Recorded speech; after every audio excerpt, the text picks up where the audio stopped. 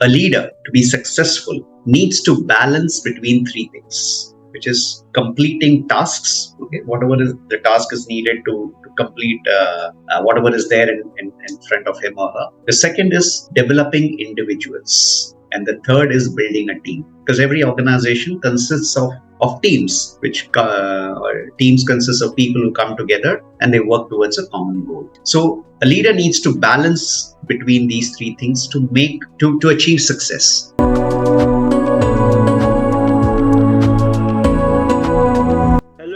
I'm Jitendra Singh, banker turned entrepreneur and author of the book Pep Hack Mastering the Art of Selling. I welcome you to read my story where I interview authors, speakers, coaches, celebrities, entrepreneurs and more. Today I have with me Mr. Ramakrishnan Subramaniam. He is an IIM-Bangalore alumni, is a dedicated coach with a passion for fostering positive and lasting behavioral transformations in individuals and teams. With over 6 years of coaching experience and more than 700 hours of coaching under his belt, he holds various certifications including the coveted professional certificate coach and Marshall Goldsmith Stakeholder centered coach certification. His corporate journey spans over impressive 25 years, marked by leadership roles in renowned organizations such as Chicago Pneumatic, Mahindra, Capgemini, and Atos Syntel. Currently, he serves as an advisory board of Vegazva and Shobha World of Learning, further solidifying his reputation as an established professional in his corporate world. Beyond his professional endeavors, he is a multifaceted individual,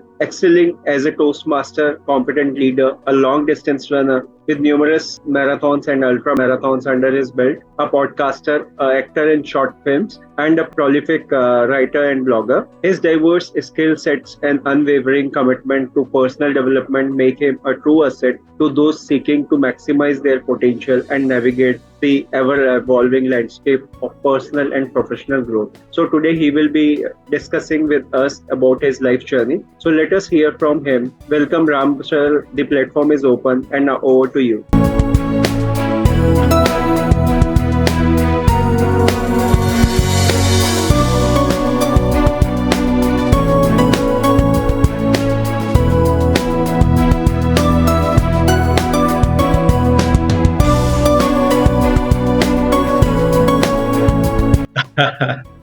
Thank you, Jitendra, for the very elaborate introduction. So yes, life has been wonderful. It's been a roller coaster, up and down. But beginning to realize life is there to enjoy, and that's what I'm doing now. Thank you.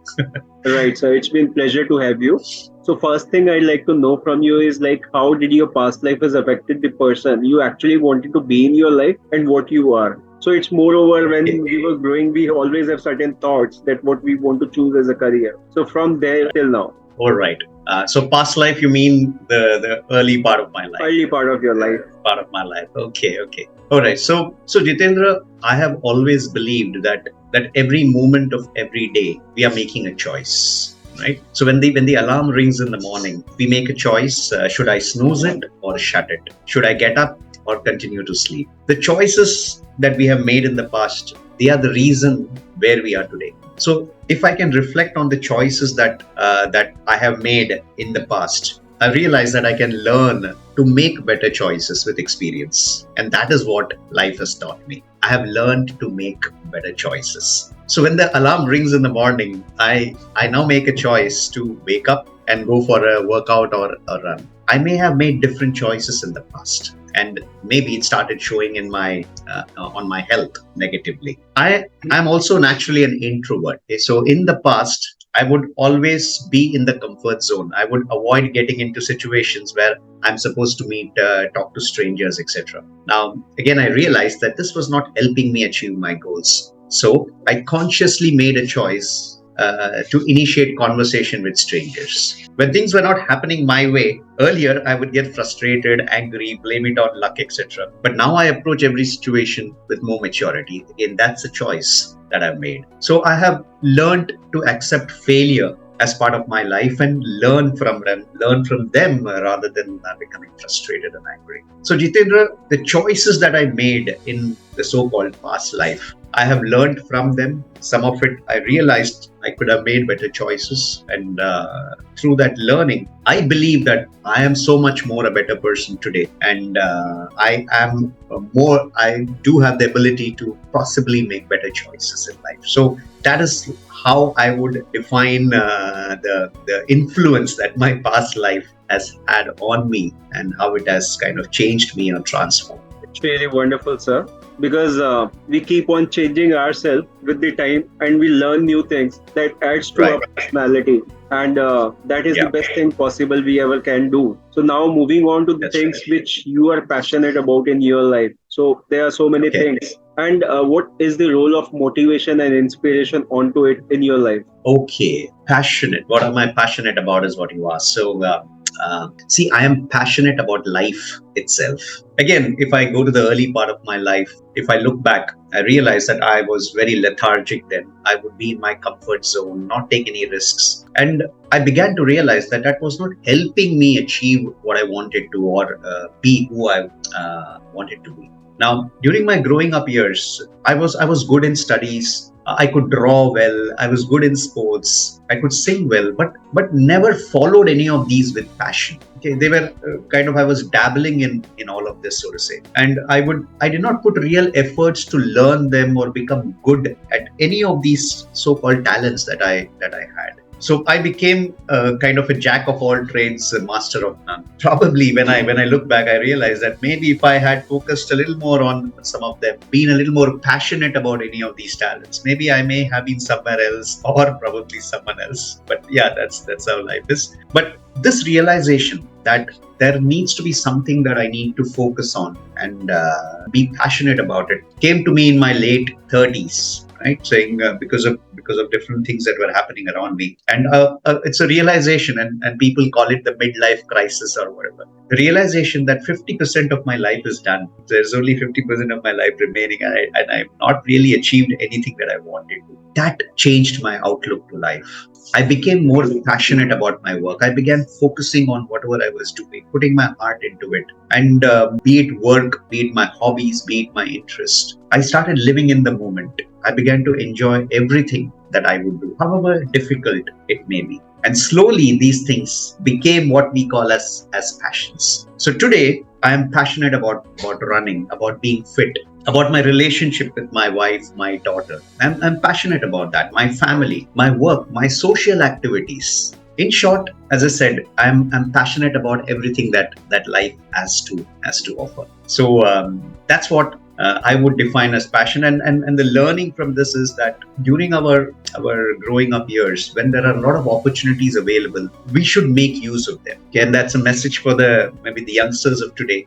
Identify the talent that you have and maybe put a little more effort into it. Learn to become better at it and be passionate. Or junoon bolte hain na, we call it a junoon. Wo junoon hona chahiye. And that will take you places in life.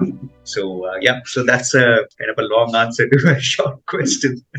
Right, sir. That's really important, because if we are working around our passion, whatever we do, we make full of that work. Could be health related things, could be work related things, or could be like family and relationship. Right. So now if I ask you, sir, absolutely, about your work and experiences, you have long experience. So how you started working, what all you did, how you transformed from a corporate career to entirely a different field, coaching and training. Right.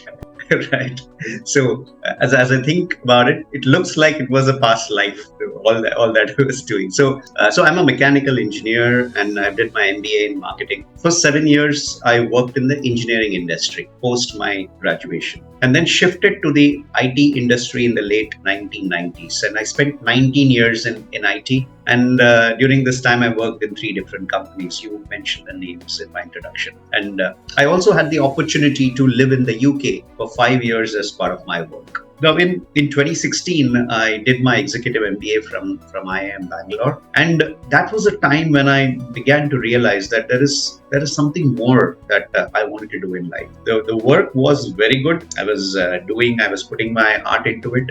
But I believed that I was not adding value to anybody. I was not seeing value being added to people around me. I was earning money, of course, but the difference that I could have made in other people's life, I was not seeing that. And that's why coaching came into my life. So I got to know about coaching from a colleague of mine in the company that I was, and that made me do some research. I started reading about it, and I think this is where I want to be. This is how I can add value to people's lives. So I did my first level of coach certification from the International Coaching Federation. That's the governing body of coaches in the US. And in September 2016, I quit my job. Okay, a big decision for me, thanks to the support of my family, especially my wife and daughter, for supporting me in this decision. And I became a full-time leadership and business coach. Now, since then, it's been almost now 7 years now that I've tried doing many things. Of course, coaching remains the fulcrum around which I do other things. But I did a few things. I succeeded in some. I did not succeed in some others. But COVID was a time when I could reflect on all that I was doing and trying to make sense of what was working, what was not, what I was passionate about among all the things that I was doing. And that led me to kind of focus on a few things. So what I do today, I coach leaders in various corporates on how can they develop more effective behaviors. I coach business owners on how they can scale up their business. What is coming in the way? What could they do differently? I facilitate training programs in Agile. Agile is a buzzword in most industries today. That's the way forward in the VUCA world that we are living in. I deliver training programs on different organizational development topics like design thinking, change management, etc. Now, I also got certified as an independent director, and I'm on the board of companies as a director, and also a mentor for another company. And as you rightly said, Jitendra, there is so much to offer that life has to offer. The only thing is we should give time to it. We should indulge in it, find the time. Okay? Time doesn't come on its own. We have to find the time. So I have trained myself to become a voice actor. So I do voiceover assignments, and even dubbing assignments, etc. And as you again mentioned, I also dabble in acting. I have done a few plays, done a few street plays, short films. I write whenever I can. I have done quite a good number of podcasts as well. So there's so much to offer, and we have to make use of whatever talent that we have, find the time to do it, and believe me, there can be so much happiness that you can create around you. Correct. So that's what I do today. True. We all have certainly various type of talents which we kind of ignore most of the time. If we start practicing, maybe for fun, maybe for like passion, maybe for hobby, anything, any purpose, if we start doing that, it can create like magical things in our life. Like what we feel is it will not only enhance our personal and professional journey, but our emotional journey and mental well-being as well. So that is very well said. Very well said. When I read your like profile that you are doing acting, you are doing voiceover, so many things, I kind of really like find it really interesting that so many things you are doing, and it is possible that everyone can do it. Yeah, absolutely. If you allow me to add here, Jitendra, you rightly said, everybody can do it. Everyone has a talent. Everybody has something in their head saying, I always want to do that. Right from childhood, we have different things that we want to do. And the excuse that we give ourselves is, I don't have time. मेरे पास time नहीं है. I'm busy at work. I'm busy at different things. And more importantly, लोग क्या कहेंगे? लोग क्या कहेंगे as well? Why not? Yeah, I'm 40 years old, I'm 50 years old. अब मैं कैसे सीखने जाऊं? Okay, these are the things that kind of limiting beliefs that we all have, right? Beliefs that we have put into ourselves, which is limiting our growth. So if we can just be independent of all these beliefs and say, I want to do it, let me do it. Age is not a factor. Time, we have to find the time. 24 hours में मिल जाता है time if you really put your heart and soul into it. True. So that's very well said. That's really true. And if I ask you, sir, now for next 5 to 10 years, what would be your vision, mission, and goal in life? Vision, mission. Okay, all right. Okay. So, let me put it this way. As part of my training to become a coach, okay, there is an activity through which you identify your purpose. Okay, and I've done this activity with a few of my clients as well. And during this activity, I realized the purpose of my life. and I define it, I put it on my website as well. My purpose is I am a light which spreads happiness. So this is a purpose I live by. So I want to be that light which shows direction, which maybe clears confusion, which provides support. Ultimately, to make someone happy, to make people around me happy. So that is my purpose, and I try and do this through different means. And this is also my mission, if I may put it, to add value to as many people as I can, bring a smile to people's faces. So been doing it for maybe 15 years now. And so initial part of running the marathons was all about us. How do I get a better time, and what are the marathons to run and get the medals, put it on the wall, etc. But in the last few years, we realized, why not run for others? While the running, completing a marathon brings a smile on our faces, why not use this opportunity to bring a smile on somebody else's face? So for the last 8 years, we run the Tata Mumbai Marathon, which is the biggest marathon in Mumbai, and use that opportunity to collect funds from people all around the world and build toilets for girls. Okay, these are toilets in the rural schools where, forget about a girl's toilet. Having a toilet itself is a rarity. But we go to these remote villages where Adivasi children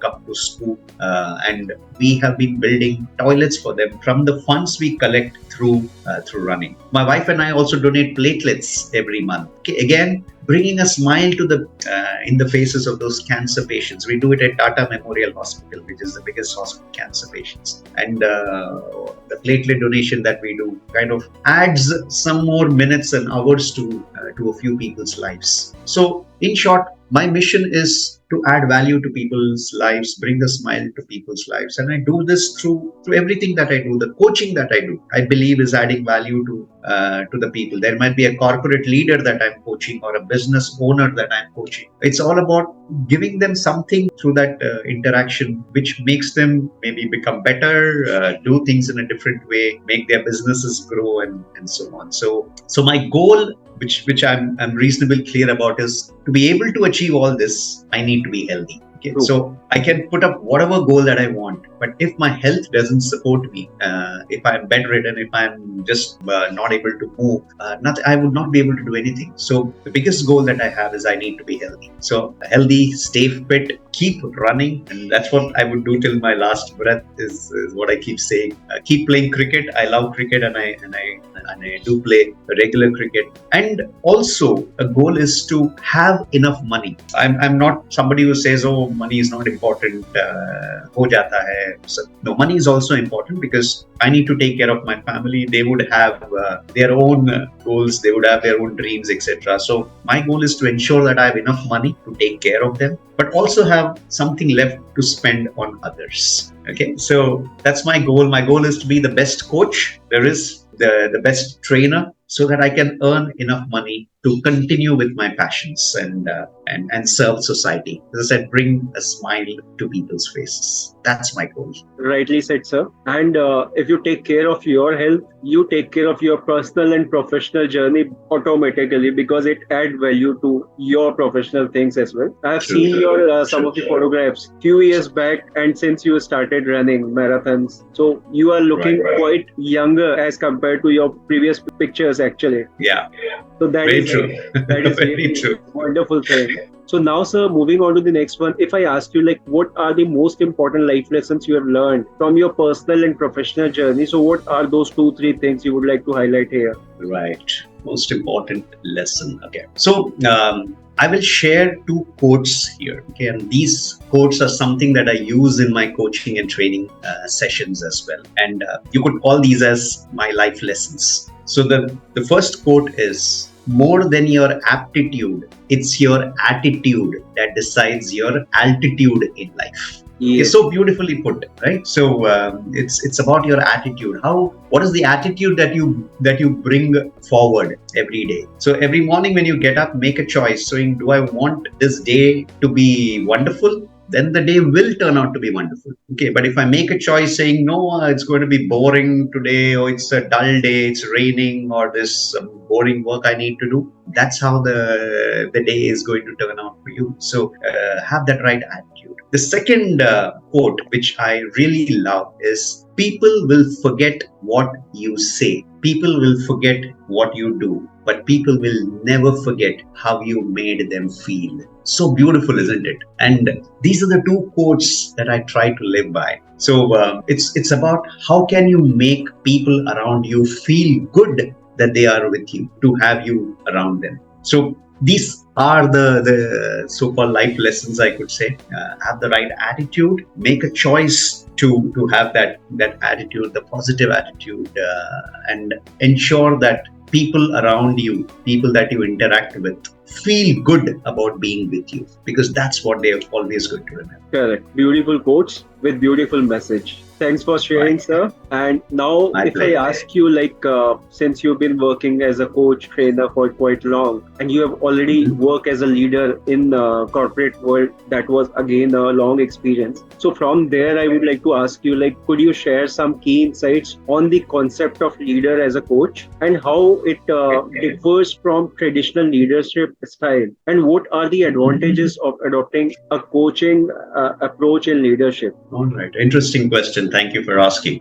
So employees in any company, okay, they do not leave companies, they leave bosses, right? We've heard this often enough. And today, attrition across industries is at an all-time high. Okay, companies are spending millions in training programs, employee bonding activities, offsites, festival celebrations, and so on and so forth. And all this is around the employee engagement. They want to improve employee engagement, which they believe will reduce this attrition. And it does, but it is a temporary kind of a fix. It's like putting a band-aid. Because after all this, when an employee attends an offsite or is part of a festival celebration, when he or she goes back to work, he or she has to report to the same boss. And if the boss, that relationship is not good, and if the boss turns out to be somebody who is a micromanager, who gets into every small details, who's probably very moody, very biased, very authoritative, all the other engagement activities do not help. And this is where leader as a coach will help. Okay, how can the leader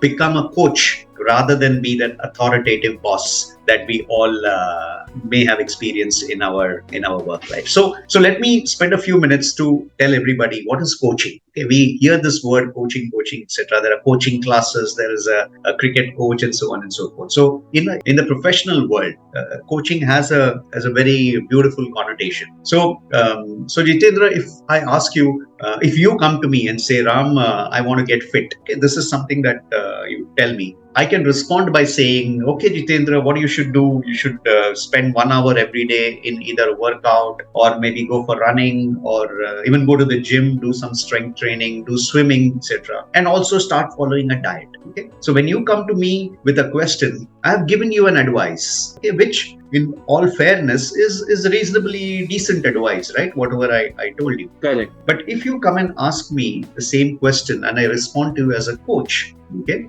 and you will respond and you will think about it and say, you know what, I have very long working hours, I have to travel a lot, I was enjoying this lifestyle earlier, but I get exhausted now. By the end of the day, I just am not able to do anything, and that's why I believe I want to get fit. So now, if you see, the discussion has moved out of from the gym or running to something around work-life balance. Maybe that is what this individual is seeking. But in his or her mind, all this means fitness, right? So when somebody comes and asks you something, they have a picture of that thing in their mind, what they are asking. In this example, it was fitness. So fitness meant something to that person. So if I respond to that question with whatever image fitness is in my mind, there is no sync. Okay, what I am answering is based on what is the definition of fitness in my mind. Correct. Right? So this is the reason, Jitendra, advice doesn't work. Because everything, I may say something, but what I have in my mind could be very different. The interpretation of that could be very different. And when the other person gives an advice, the interpretation of the same thing in that person's mind is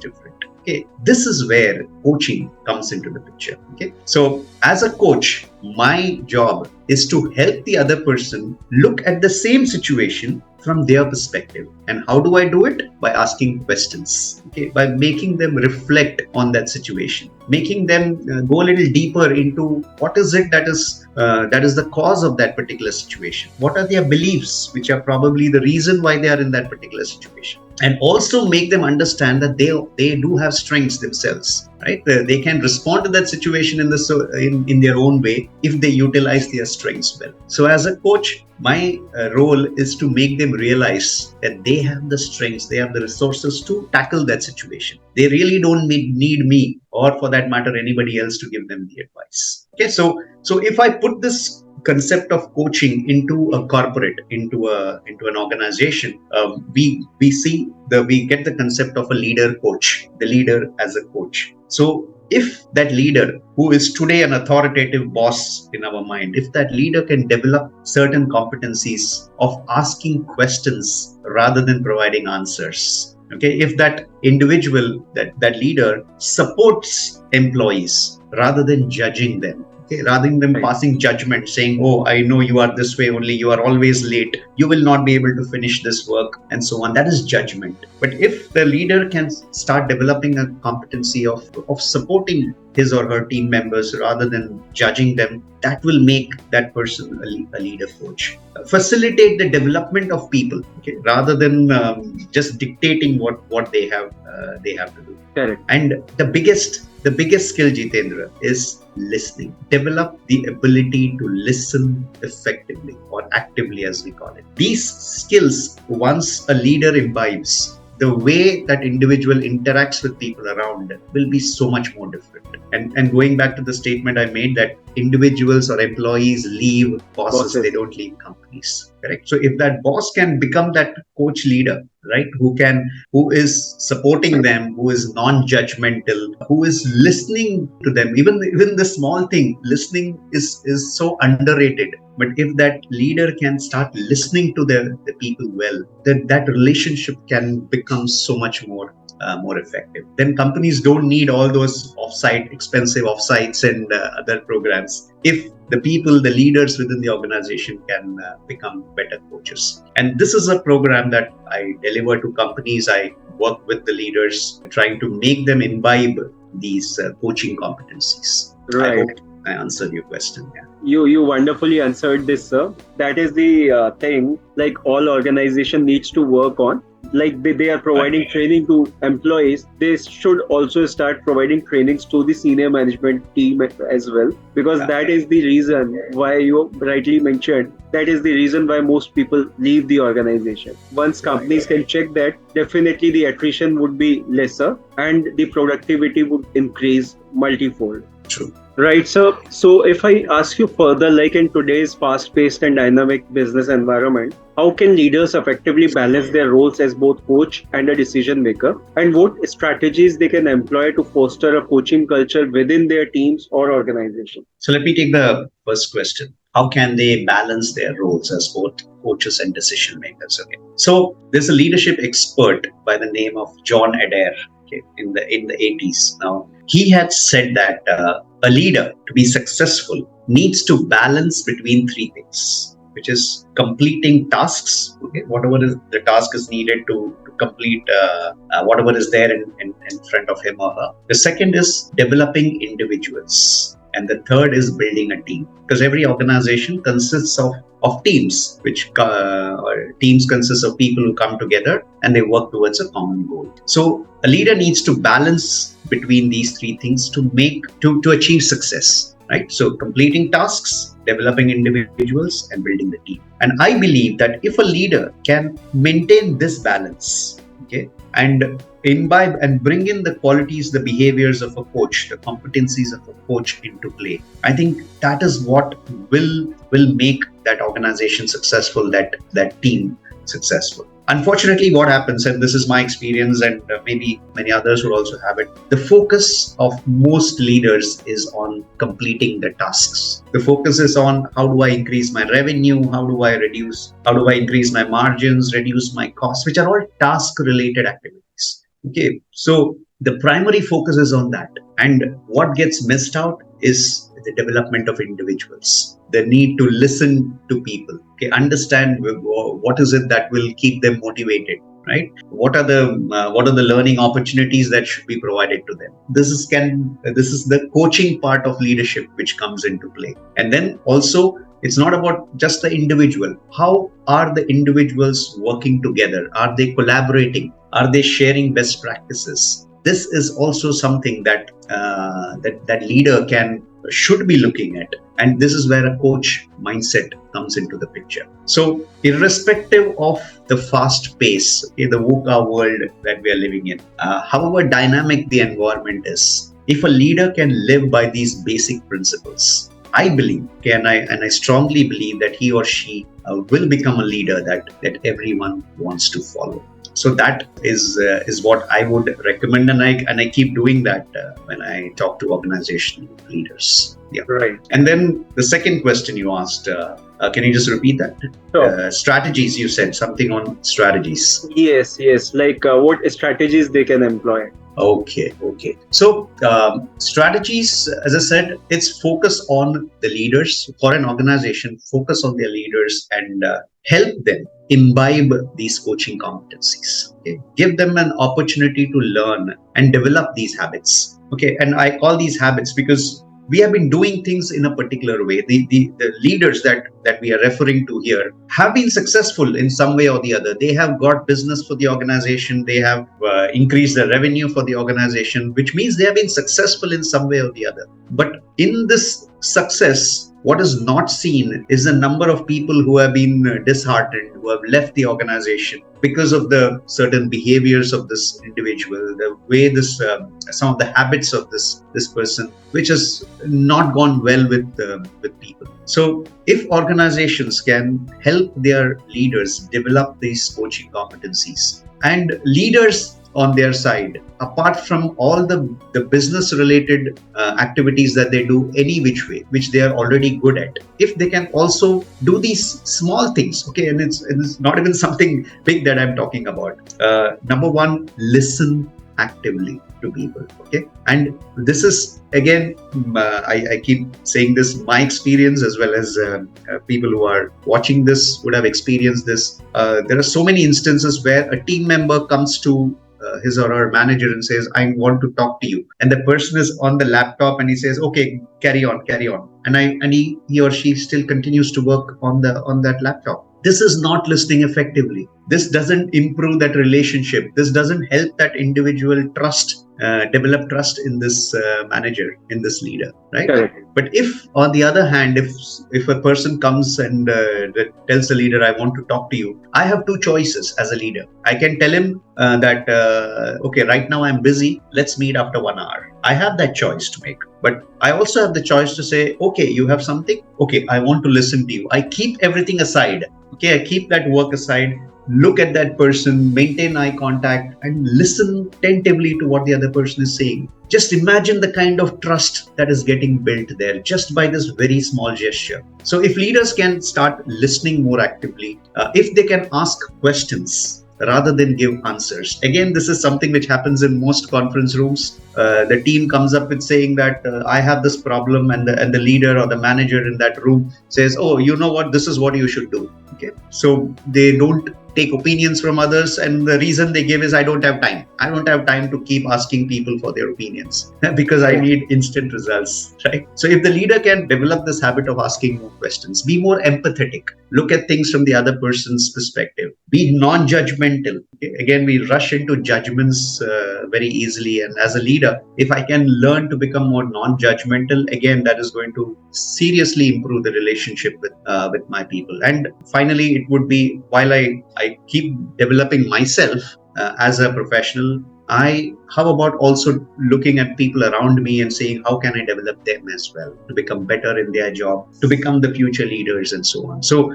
these are the so-called, I wouldn't classify them as strategies, but a few behavioral changes that leaders can bring in themselves to become more effective. Correct, rightly pointed out, sir. And we have spoken about like importance of leader as a coach, the balance Right. how they can create, and what is Right. like strategies they need to follow. Now, I would like to ask you like how leader can transform themselves to become a successful leader as a coach, like and opt this as a model, perfect model for creating a positive impact and on not only for themselves but also for their teams and organization. Right. Right. So it all starts with becoming aware that I have certain behaviors, I do things in a certain way, which is not acceptable to people around me. Unless I become aware, I'm not going to change. Right. So that awareness can be created by the organization through various means. And again, that is where I play a role as a coach. If the organization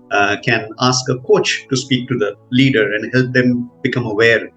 There are assessments which happen in organization where what is called as a 360-degree assessment, where people around the leader, the team members, the peers, the boss of the leader, they give their feedback about the individual. So through various means, if the leaders can be made aware that they are demonstrating certain behaviors which are not making them as effective as they can be. So the first thing is about creating awareness, because once I become aware that, oh, I need to change, then I will look at possibilities. I will look at, okay, how can I change? Maybe I attend a training program. Maybe I learn to develop these coaching competencies and so on and so forth. So the first and the most important step is about creating that awareness. And after that, as I said, I do this program in organizations, the leader as a coach. So people can attend such programs and understand what are the competencies they need to develop, what are the behaviors they need to change, and bring that transformation in themselves. So that is how I would look at it. Right, very wonderfully explained. Like the most important thing is, as a leader, you should be aware of what is your style of working, what is like the way you think, you perceive and see things. That is the point you can start from. Like understand your own self first, and if you like find out that there are certain changes which needs to be done, so start working on them. That is the best thing possible to start with. Sure. So now, sir, if I ask your views, your definition about success, what do you think about it? About success. Yes. Okay. Success to me is being able to do what you want to do. This may be a very cliched thing to do. The success is not in the end. Success is about how well you are completing that journey. So success has different connotations to different people. So if I am able to achieve my goals that I defined about making people happy, about seeing that smile in that person's face, according to me, that is success. So let us all understand what is it that makes me feel good about myself, about my contributions to people around me. And if I'm able to do that, even in some small way, that is success, right? So that is how I would look at this word called success. Right. Nice, sir. So we are moving on last one. So any message, advice or suggestion you would like to share with our viewers and listeners? Right. Okay. Who am I to advise, right? All along we have been talking that advice doesn't help. And it's about helping individuals find what is right for them. However, I can share what has worked for me in my life, and if that helps people get a little motivated and maybe learn some lessons from that and apply it in their own context. Okay, again, this is something we see somebody doing something and say, wow, that is amazing. Let me also do the same, which is fine. But then you have to understand your context as well. So whatever I'm saying, people, if it makes sense to people, I would urge them to see how it can be applied to their context and not just take it out at face value. So lessons, or what I want to share is, number one, I go back to the two quotes. Okay, and especially I would like to repeat the quote about people forget what you do, people forget what you say, but people will never forget how you make them feel. And believe me,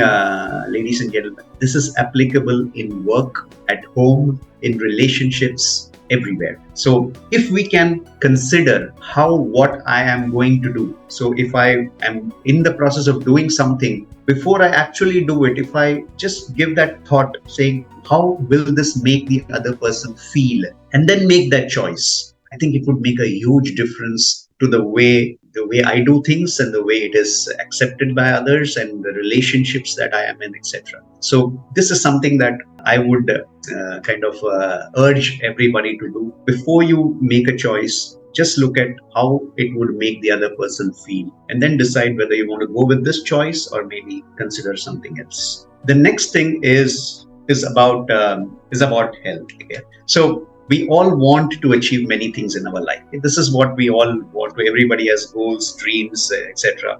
We also want to see our children achieve so much as well, right? So that's an aspiration that every parent has as well. Now, a majority of this, that is achieving our aspirations and seeing our children happy and successful, a majority of this will remain a dream if our health doesn't support us, right? So hence the highest priority should be given to our health. So if someone says that I love my child, I would tell them that's wonderful, and also ask them, are you taking care of your own health? If you love your child, take care of your health. Because if not, you may become a burden to your own child as you grow older. And that is the worst thing that could happen, right? So give your health the number one priority. And finally, something that I truly believe in is express gratitude every moment of our life.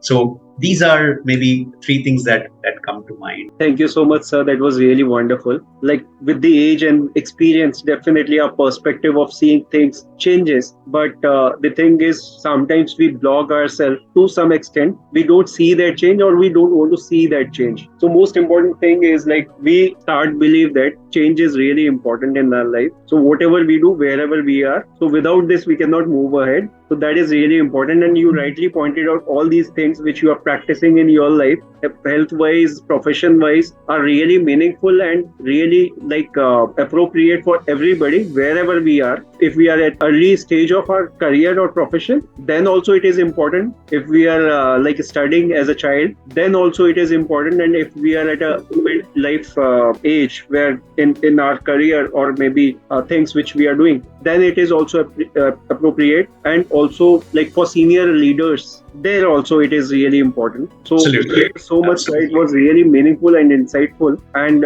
things you have shared were really wonderful, and I really want to implement these things. Some of these I already been implementing, and some I would really want to implement health wise and other things as well. So thank you so much for sharing your journey with us. It was really a wonderful one, and lots of learning from your overall career, overall performance, overall personal and professional journey. So that is really wonderful. So I really enjoyed the conversation and looking forward to hear more from your side, because you've been working on various different topics which are very useful for our life day to day. So looking forward to that. Thank you so very much, Ram. It's been my pleasure, Jitendra, and thank you for having me on your show, and all the best for your achievement of your goals and your dreams. And to all the people who are going to watch this, all the best for everything you do in life. Thank you. Thank you, sir. And I will also share your social media link along with the interview so that people can be in touch with you and take your help and guidance also. So guys, don't forget to check that out too. Thank you so very much everyone for watching and listening. I hope you all must have gathered a lot of information and enjoyed watching it. Don't forget to like, share and subscribe. Have a good time. Thank you and bye-bye. Bye.